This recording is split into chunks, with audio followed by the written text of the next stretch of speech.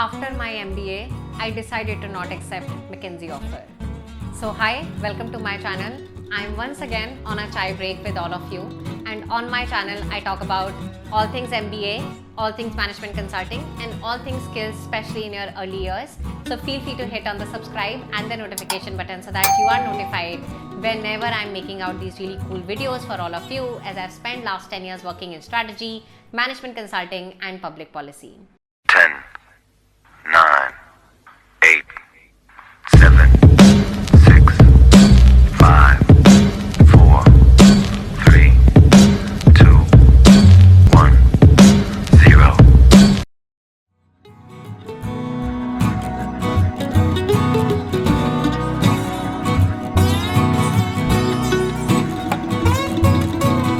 So a lot of you actually in my comment section sporadically have asked me this question, that Shatakshi, why did you actually not choose Mckinsey, and why did you eventually decided to choose a BCG, Boston Consulting Group offer over and above Mckinsey? And before I continue and give you my three-part reasoning, if you want more help on taking any of the decision, then feel free to put it in the comment section. If time permits, I will be more than happy to guide. If I were in your shoes, how would I go about taking the decision? So largely when it comes to taking a decision, and before I share my 3-point answer, taking a decision is a function of the opportunity cost, right? And what is opportunity cost? Opportunity cost is the next best alternative that you are missing if you are not doing this. That means that if I am not accepting, so on my ISB MBA campus, I had both Mckinsey and BCG offer, and on my campus there were only 2 of us who were the rare species who accepted BCG over Mckinsey. Most of the people, because Mckinsey has such a legacy and a brand name that I also respect, they ended up accepting Mckinsey over BCG only if they had both the offers. That means that if I were to accept Mckinsey, I was leaving BCG, and whatever opportunity costs were coming, right, they would have been the missed opportunity from BCG. Now there's a context to my journey, which is that when I was, before my MBA, I was working with the former chairman of McKinsey & Company. He was my direct boss. That means that when I was working with him in the capacity of a Government of India advisor, he was very periodically connecting me with McKinsey partners and many other networks that he had forged himself for us to together solve the good governance issues that we were solving for the Honorable Prime Minister. Now, coming back to this point, that means that I was looking for 3 things, and BCG seemed to be the platform or the organization that would have solved those 3 things. What are those 3 things? Point number 1 is, I was very clear that I am going to become an entrepreneur. In fact, on my ISB campus, I started my education venture. Now it is almost 3.5 years old. But I was very sure that after BCG, I am going to now do this full time. That means that I was looking for a network, a new network, and a diverse network. And given the fact that I had some network tapped upon McKinsey before, I was looking for a newer network, newer friends, newer partners that I could meet, newer chairmen that I could forge friendship with, who could eventually support in my endeavors. So that was reasoning number 1. And within reasoning number 1, I want to also say one thing, and I've always maintained that I bleed green, because BCG is green logo, so that is what we as alums say, that we bleed green. I am a huge fan of overall BCG culture. There's a lot of humility, and this is the answer I realized after joining BCG. I'll be honest, it's not something that I realized beforehand. So largely I was really impressed with the kind of humility, the kind of culture, the kind of not having a chip on his or her shoulder attitude that everyone had at BCG, that together as a community we can solve anything, right? And that really inspired me to eventually give further back to the firm now as an alum. So that is the first answer around network. Point number 2, which was a very, very strong reason for me to have an inclination towards BCG, is because I had been a public sector advisor before my MBA with Government of India. I was very sure if I was choosing management consulting, I just didn't want to do private sector work only. I wanted to do a lot of private sector work coupled with public sector work.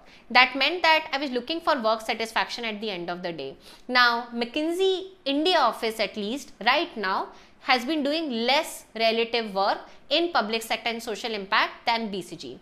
That means that as a young consultant that you will have a higher probability in BCG to be staffed or to be working on public sector projects. In fact, in my year 2, all the projects that I did were around social impact and public sector, which was basically the purpose with which I went, to learn a lot around the classic problem solving way of BCG, especially in public sector domain. In fact, a lot of dear mentors from BCG who have been chairmen, who have been senior partners, who are leading the entire European region, have come now and taught at my education venture. It's because of those relationships, those projects that I did there. That was a very strong inclination. That answer could have changed for Mckinsey now.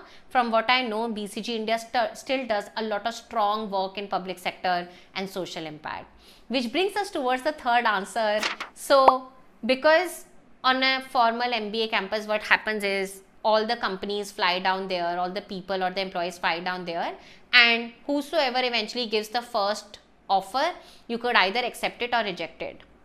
And BCG actually gave me the offer after 2 rounds only. My third round was just a mere formality, but I was given almost a green signal that you are in. Third round is a formality. I have always maintained that McKinsey, BCG and Bain are fantastic firm.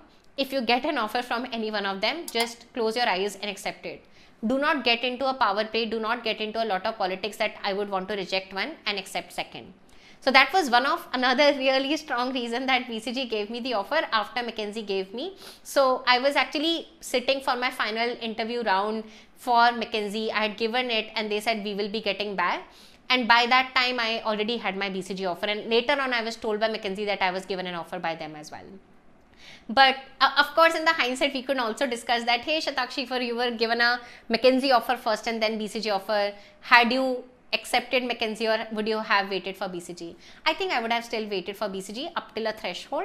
But if beyond that threshold, they wouldn't have gotten back, I would have accepted McKinsey, largely because, like I say, all 3 firms are fantastic firms, and there's a reason why they are fantastic firms. They're not just organizations.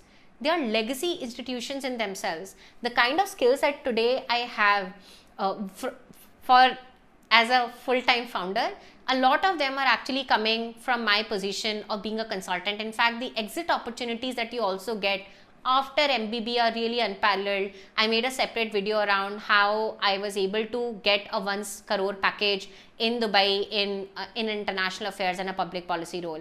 And they reached out to me largely because I had done national level advisory role before my MBA and coupled with BCG role. And if you need more help to get into McKinsey, BCG or Bain, then feel free to check out Impact Fellowship Program at my education venture, globalgovernance-initiative.org. With that, smile a lot, relax a lot, and I'm very sure a lot of things will fall into place for all of you.